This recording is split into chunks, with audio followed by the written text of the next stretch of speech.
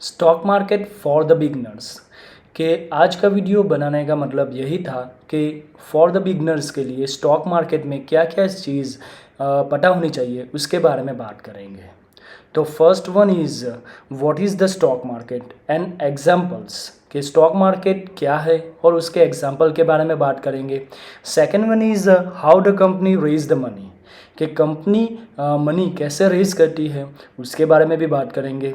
The third point is how the company get the fund from the stock market कि stock market के जरिए company fund कैसे rise करेगी। And the fourth one is intro of the index in stock market कि हम India के stock market के कौन से इंडेक्स है उसके इंट्रो के भी बात करेंगे। And fifth one is the timing of the stock market के स्टॉक मार्केट के ब्रीफली टाइमिंग के बारे में बात करेंगे।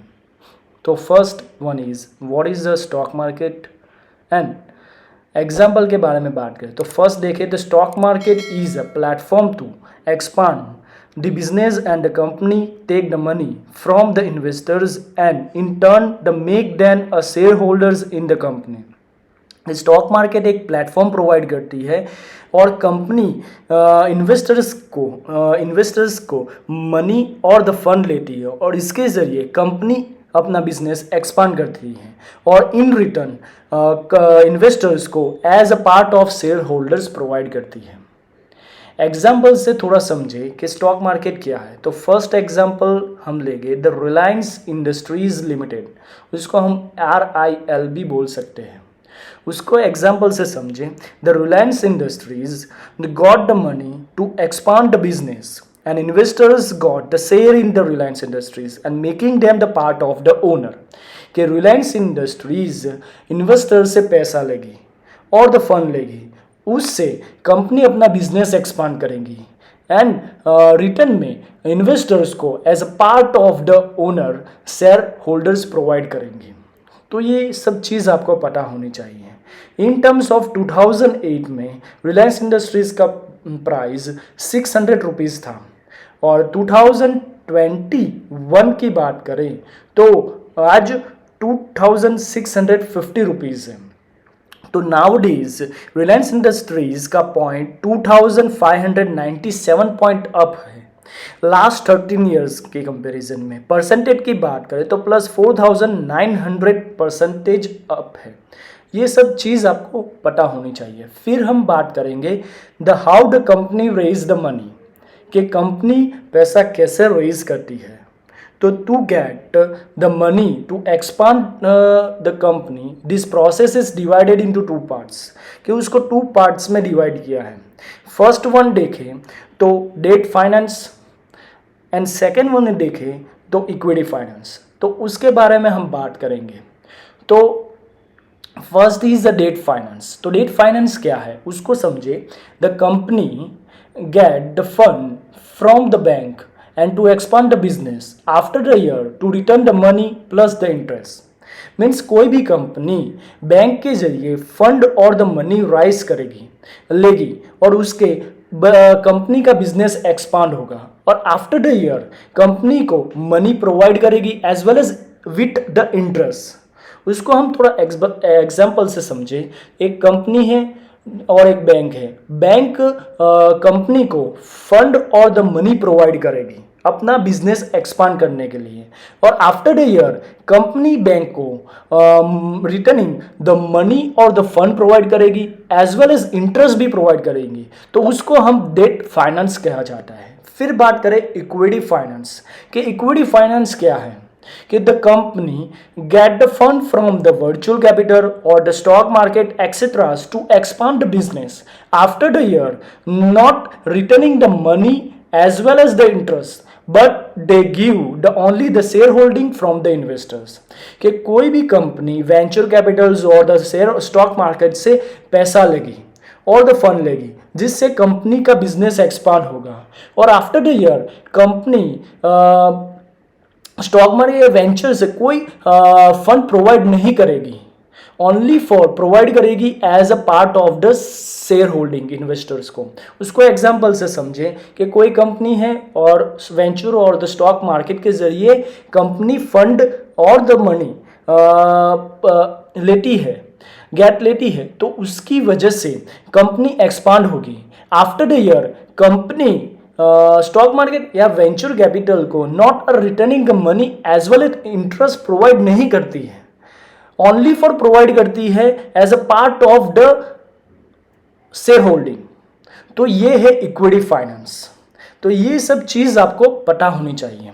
फिर बात करेंगे how the company get the fund from the stock market, कि स्टॉक मार्केट से कंपनी फंड कैसे राइज करती है। The first time the company raise the fund by the public from the stock market by the use of the IPO, कि first time कोई भी company stock market से fund raise करती है तो पब्लिक से रेज करती है तो उसको आईपीओ के जरिए स्टॉक मार्केट में आना पड़ता है। तो आईपीओ क्या है? द आईपीओ का फुल फॉर्म है इनिशियल पब्लिक ऑफरिंग। आईपीओ में कंपनी पब्लिक से फंड रेज करती है, उसके बदले में पब्लिक को शेयर होल्डिंग देती है। मीन्स कंपनी एंड पब्लिक के बीच में फंड एंड शेयर का ट्रांसफर होता है आईपीओ में। In the 3 to 5 days, the investors' subscriptions in IPO. After that, the company is listed in stock market. के IPO में 3 to 5 डेज दिया जाता है इन्वेस्टर्स को, उसमें उसको सब्सक्रिप्शन करना पड़ता है और आफ्टर देन अलॉटमेंट डेट दिया जाता है and then you get a listing date को स्टॉक मार्केट में लिस्टिंग होता है as a share. And stock market में one investors and other investors के बीच में मनी एंड शेयर का ट्रांसफर होता है। तो ये सब चीज भी आपको पता होनी चाहिए। The intro of the index in the stock market in India, के इंडिया के स्टॉक मार्केट में इंडेक्स के इंट्रो के बारे में बात करें तो in the measure the 3 index in the stock market in the India के 3 इंडेक्स है। The first one is BSE means the Bombay stock exchange, तो उसके अंडर द सेंसेक्स इंडेक्स है।